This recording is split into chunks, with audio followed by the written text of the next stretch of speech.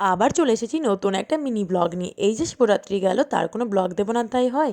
আর দেখো, সকালে উঠেই আগে ব্রাশ করে নিচ্ছি আঙুলে করে, কারণ নাকি সেদিন ব্রাশ করা বারণ ছিল। তারপর দেখো ফ্রেশ হয়ে নিয়ে চলে যাচ্ছি স্নানে।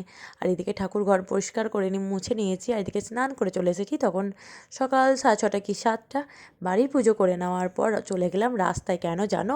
কারণ আমাদের বাড়ির কাছেই গঙ্গা, আর মহাদেবের মাথায় জল ঢালবে বলে সবাই তো জল নিয়ে যাচ্ছে। আর রাস্তা সরু হওয়ার জন্য রাস্তায় জ্যাম লেগে গেছে, আর তার ভিডিও আমি ছোট্ট করে একটা ক্লিপ নিয়ে নিয়েছি, যাতে আমি এরকম ব্লগ বানাতে পারি।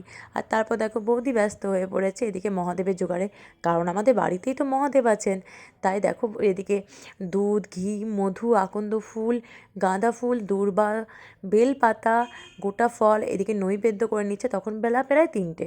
আর এদিকে ভোগও রেডি আমাদের, ছানা, ক্ষীর, সুজি, লুচি, মুন্ডা। আর এদিকে দেখো বরমশাই পুজো করতে বসে গেছে। বলে না, মহাদেব মানে ভগবান কখন কি কাকে দিয়ে করায় সেটা ভগবানই জানে।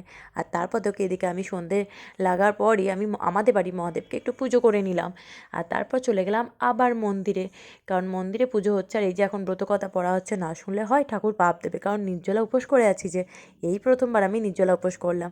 তোমরা কে কে এই প্রথমবার শিবরাত্রি পালন করলে? আমার এটা নিয়ে 2য় বছর। আর এই যে শেষে দেখো ভোলে বাবার একটু ভিডিও নিয়ে নিলাম, এতক্ষণ নিতে পারছিলাম না। তো কেমন লাগলো ভিডিওটা অবশ্যই জানিও।